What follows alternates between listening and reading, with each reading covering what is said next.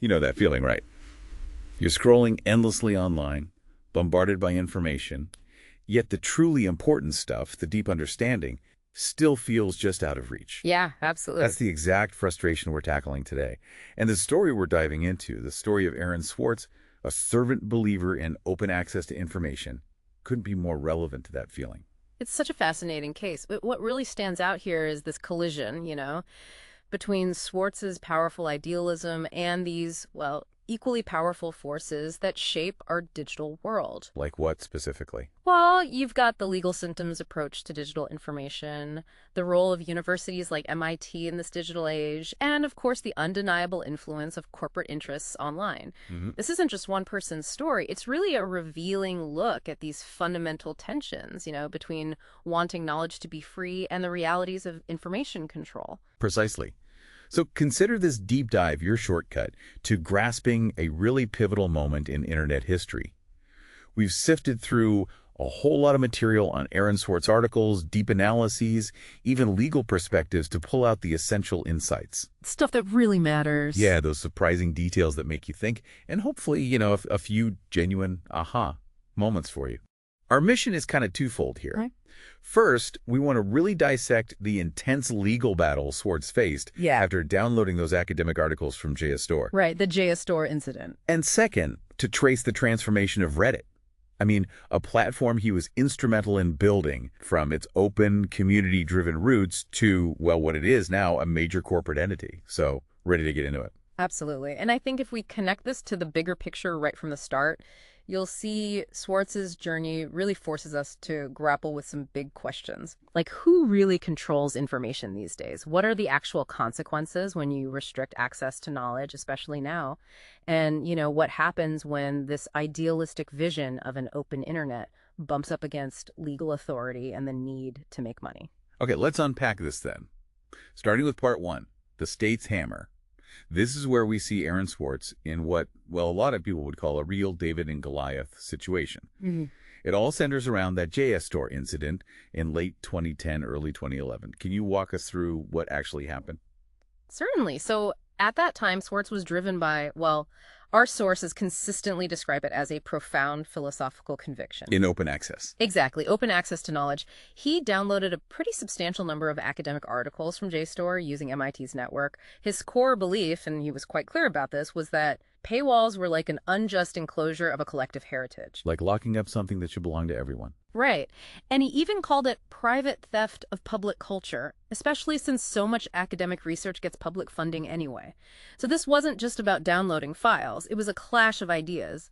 Open knowledge versus digital property rights. Right. So his motivation wasn't personal gain at all.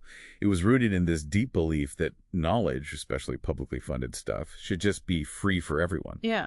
How did he actually do it, though? It wasn't some super complex hack, was it? No, not really. The sources say his method was, well, relatively straightforward, though it definitely violated MIT's network rules. He basically connected a laptop in an unlocked wiring closet on the MIT campus. What unlocked closet? Apparently. And he ran a Python script he'd written called keepgrabbing.py, tellingly enough to automate the downloads. And actually, the tool he used for the underlying web stuff, web.py, that was something he created and put in the public domain. Huh. So even the tool reflected his open source ideas. Exactly. It showed his commitment to shared tech. Okay, so what was the immediate reaction? You've got JSTOR, whose articles were downloaded, and MIT, whose network was used. Sounds like they reacted pretty differently. That's a really important distinction, yeah. JSTOR's first move was just to block his IP address. Simple enough. But then, after Swartz was arrested, that was June 2011, they reached a civil settlement with him. A civil settlement? Yeah, he agreed to surrender the downloaded data. And here's the crucial part.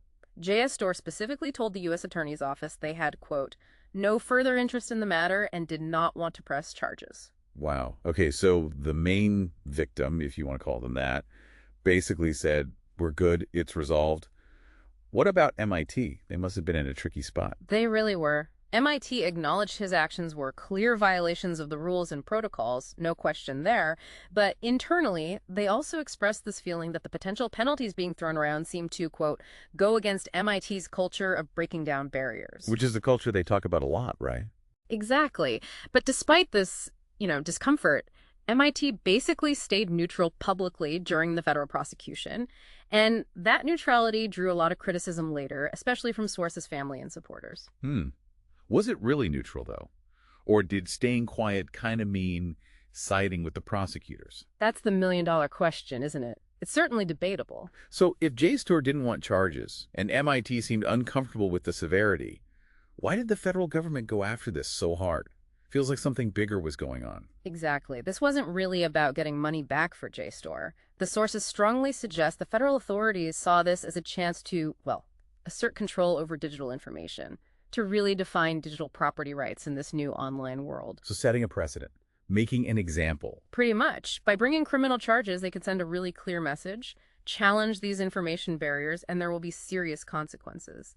The victim wasn't just JSTOR, it was, in their view, the whole system of academic publishing, the whole idea of information as property. Even though the actual property owner said never mind. Right. A different, much more powerful player had stepped in. Which brings us to the charges themselves.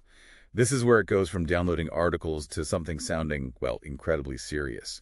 Life-altering stuff. Oh, absolutely. The charges were severe. Swartz was indicted on multiple felonies, wire fraud, plus 11 counts under the Computer Fraud and Abuse Act, the CFAA.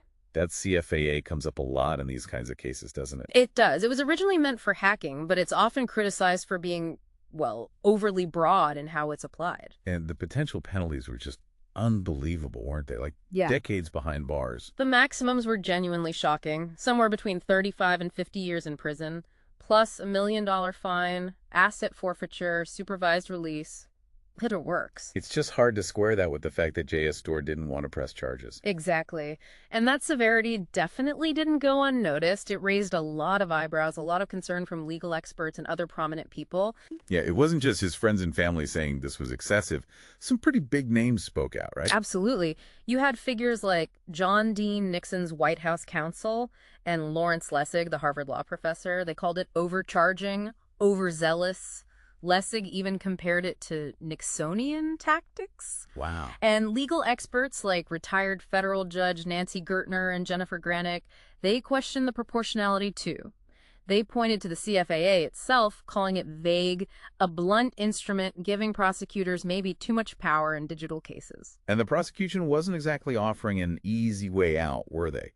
Sounds like the plea bargaining was really aggressive. It was definitely hardball. Reports say Swartz was offered deals like 4 to 6 months in prison, but only if he pleaded guilty to all 13 felonies. All of them. All of them. And at the same time, they apparently warned him that if he fought it at trial and lost, he could face up to 7 years. So immense pressure. Huge pressure. But despite all that, Swartz refused to plead guilty. He stuck to his guns, basically saying, okay, maybe I violated terms of service, but this wasn't criminal in the way they were painting it. It really highlights that idea of bureaucratic momentum you sometimes hear about, that our sources mentioned, once that big legal machine gets going. It can be incredibly hard to stop, right? Regardless of the original facts or, whether real justice is the goal anymore. It's like steering a huge ship. Yeah, it takes a lot to change course. And sometimes within that system, the goal can kind of subtly shift. It becomes less about this specific case and more about just getting a conviction, validating the decision to prosecute in the first place. Which reinforces the system's authority. Exactly. And that can create this really difficult, almost Kafkaesque situation where the process feels detached from reality. And in a case like Swartz's, which got a lot of attention, the chilling effect on digital activism, on people pushing for open access, is pretty undeniable. We've even got a table summarizing this, the charges, penalties, the plea offer, JSTOR's stance, MIT's stance.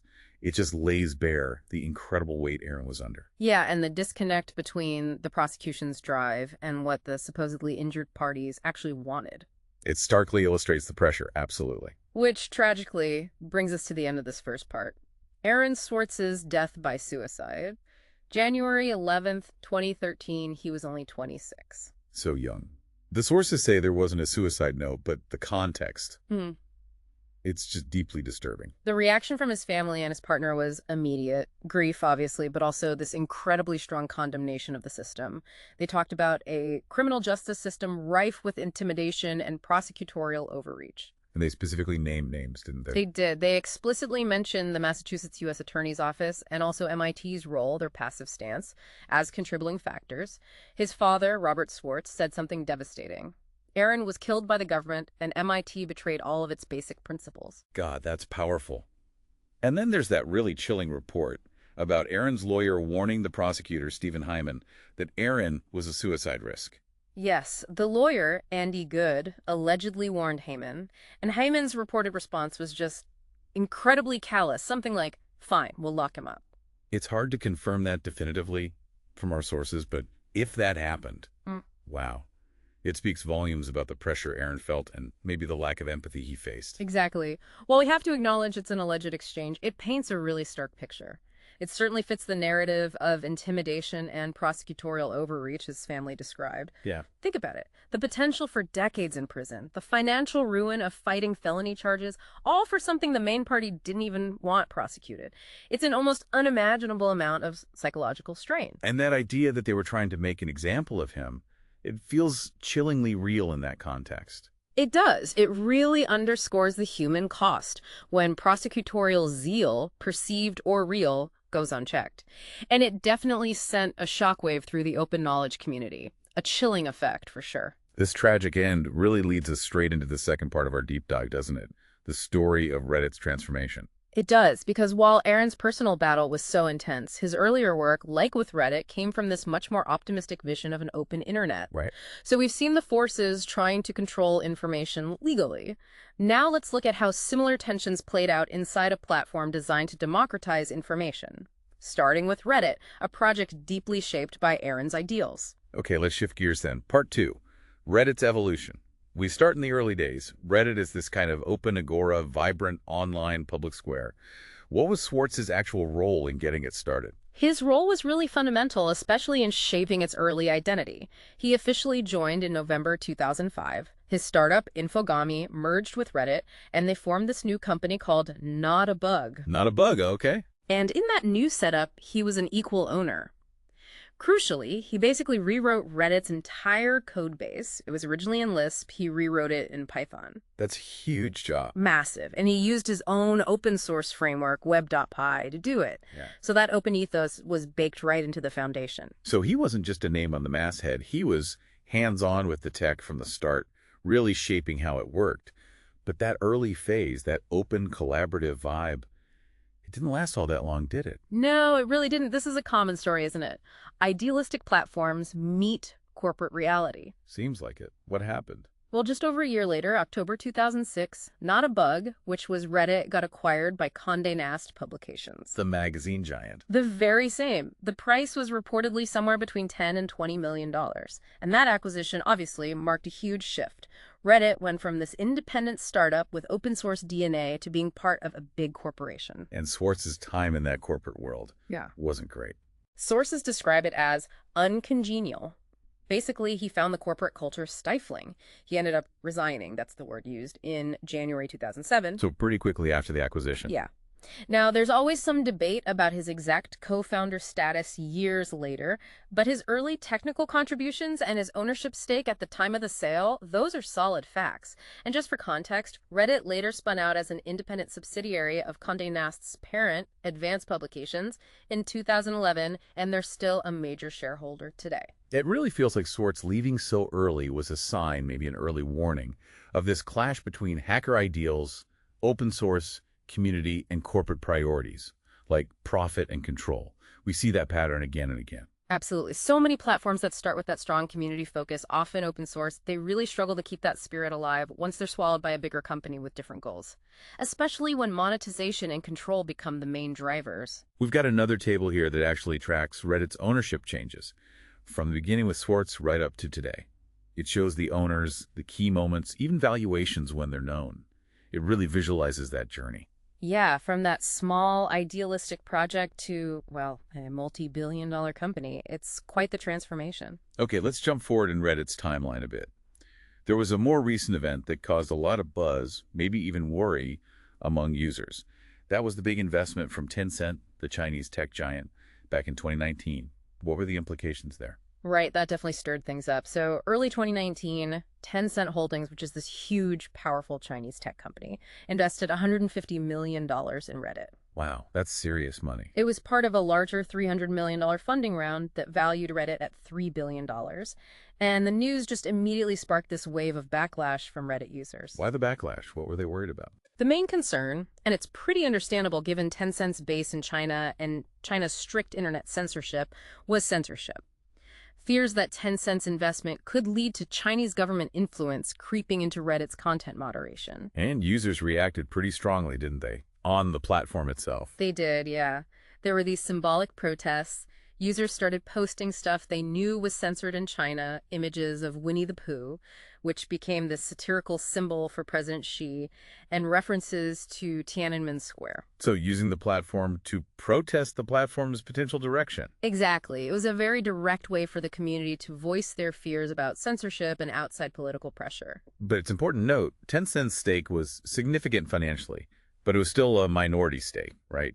Not controlling. That's correct. The $150 million was a lot, but it was only about 5% of Reddit's $3 billion valuation at the time. Most analysts looking at it thought it was unlikely to give Tencent direct control over Reddit's policies, especially outside China.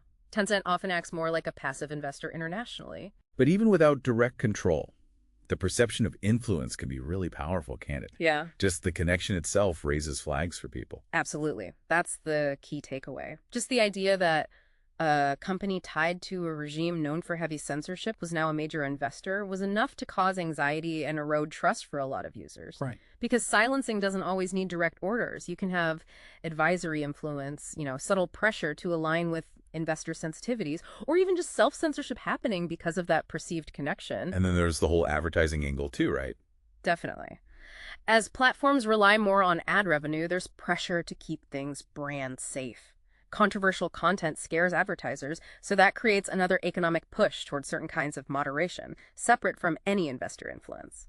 This all leads nicely into this idea of the embraced, extend, extinguish strategy.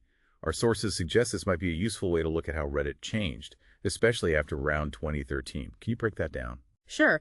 The E strategy, embrace, extend, extinguish, it's often linked to Microsoft's history, but it provides a potentially useful lens for Reddit's transformation too. It's a three-step process. First, embrace. Okay. In its early days, Reddit totally embraced user-generated content and that decentralized, community-run moderation. That's what created all those diverse subreddits, right? Yeah. And gave it that reputation as a kind of bastion of free speech. That's the Reddit a lot of people remember, yeah. Yeah. Wild West sometimes, but vibrant. Exactly. Then comes phase two, extend. Over time, Reddit started rolling out more proprietary features, making big changes to its algorithms, the ones deciding what you see, and really pushing monetization, like ads and premium features. So the algorithm starts playing a bigger role. A much bigger role, curating your feed, often optimizing for user engagement because that drives ad revenue. We also saw shifts in content policy, banning some controversial communities, introducing quarantines for others. It was a clear move away from that earlier, almost anything goes free speech idea. Often because of outside pressure from advertisers or just bad press. Right, a mix of factors. And that leads to the third stage, extinguish. How does that apply? Well, the argument is that the cumulative effect of these changes starts to extinguish the original vision.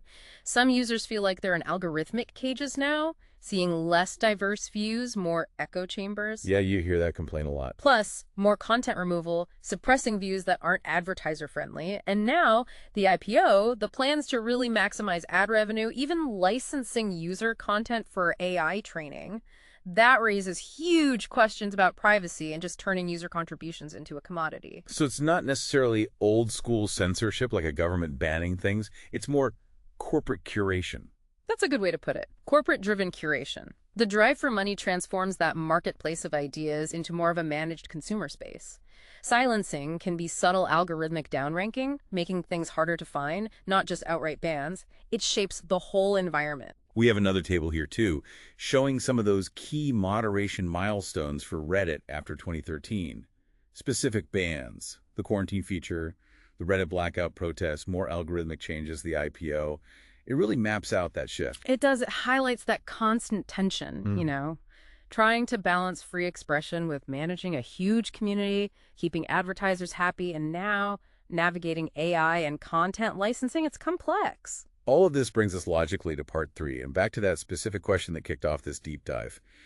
Aaron Swartz's legacy, and whether there was any kind of nefarious transfer of his digital stuff after he died. Right, and to tackle that, we really need to remember the breadth of Aaron's work. His commitment to open information went way beyond just Reddit. He was involved in so many things. Incredibly productive. I mean, co-developing RSS at 14.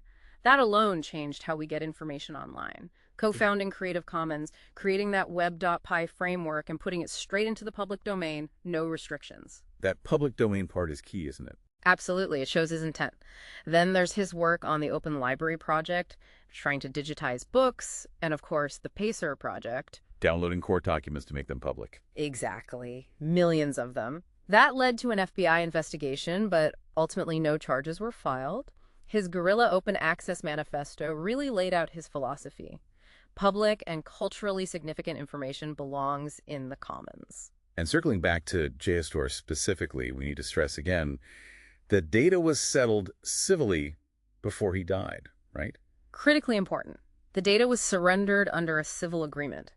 JSTOR explicitly said they had no further interest. It wasn't some unresolved theft hanging over him. So his whole approach kind of challenged typical ideas of owning digital information anyway. Completely. He saw information, especially public information, as belonging to everyone, which is pretty different from how we think about physical property. So the idea of a traditional transfer of his personal digital assets gets a bit complicated in that context. Okay, so the listener asked specifically about content, product, domain, and rights, even mentioning CPP code, though we know it was Python web.py. Based on everything we've looked at, is there any evidence of some shady, nefarious transfer of his personal digital stuff after his death? Based on all the sources, the short answer is no. There's simply no credible evidence of any illicit or nefarious postmortem transfer of Aaron Swartz's personal digital assets or domains away from his estate or inheritors. Let's break that down. His Reddit stake. That was part of the Condé Nast buyout back in 2006. Years before his death, even before he left Reddit in 2007. Standard corporate acquisition. Web.py. He deliberately put it in the public domain himself. No rights needed transferring after his death. Anyone could use it. The JSTOR data. Settled civilly before he died. Done deal. And his other projects, like Open Library or Pacer. Those were either collaborative or designed for public access from the start. They weren't proprietary assets in the way we usually think of inheritance. So if someone's looking for nefarious acts, where should they really be looking? I think the implication of nefarious acts fits much better with the systemic and legal actions he faced during his life. The prosecution, the CFAA charges, the plea tactics, the immense psychological pressure. That's what silenced him and arguably changed the digital landscape. Not some secret sought to steal his digital files after he died. Exactly. And Reddit's evolution, the silencing there, that's a story of gradual corporate change driven by monetization, not a post-mortem theft from Swartz's estate. The transfer was one of control and ethos, not assets. Although you mentioned he used FOIA requests himself, the fact that some government documents about him might still be inaccessible could fuel suspicion for some people, even without proof of asset theft. That's true. Lack of transparency can definitely breed questions and conspiracy theories, even when there's no concrete evidence of wrongdoing in that specific area. So it might be tempting to imagine some shadowy transfer, but the reality seems much more focused on the systemic pressures he fought against and the direction the digital world took afterwards. Precisely. His most significant work was often meant for the public good anyway. The real nefariousness, if you want to use that word, seems to lie in the systems he challenged and the corporate forces that shaped the internet after he was gone. Which really brings us to the end of this deep dive. And it's hard not to feel the tragic irony in Aaron Swartz's story. Definitely. A huge champion for open information facing devastating legal consequences, while a platform he helped build evolved in ways that arguably now restrict open discourse, just through different means. So to be clear, while we found no evidence of some direct nefarious transfer of his personal digital assets post-mortem, the real nefarious acts, perhaps, are found in those systemic pressures he faced and the corporate dynamics that continue to reshape our digital public spaces. Okay, so here's the final thought we want to leave you with today. In this increasingly centralized, increasingly corporate digital world we live in, how can we as individuals, as a society, actually protect those principles Aaron Swartz cared so much about? Open access, real democratic participation online, genuine free expression. Yeah, what's our responsibility here? To understand, maybe even challenge, the subtle and sometimes not so subtle forms of control in the digital spaces we inhabit every day. It's a huge question, and one that feels more important now than maybe ever before. Thanks for taking this deep dive with us.